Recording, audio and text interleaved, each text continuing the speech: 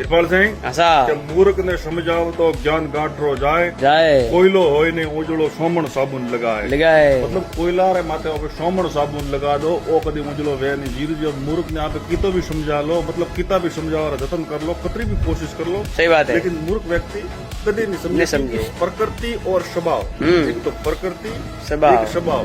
ये मतलब कभी नहीं सम- बदल सके बदल जैसे फल मीठो है तो वो मीठो ही रहे उन्हें मतलब आप कितना भी जतन कर लो खारो नहीं कर सको सही बात है एक तो प्रकृति एक स्वभाव एक कभी बदलता नहीं जैसे आप मतलब हाडो कौओ कौओ कौन आप मतलब केड़ी उत्तम की उत्तम खीर खवड़ा दो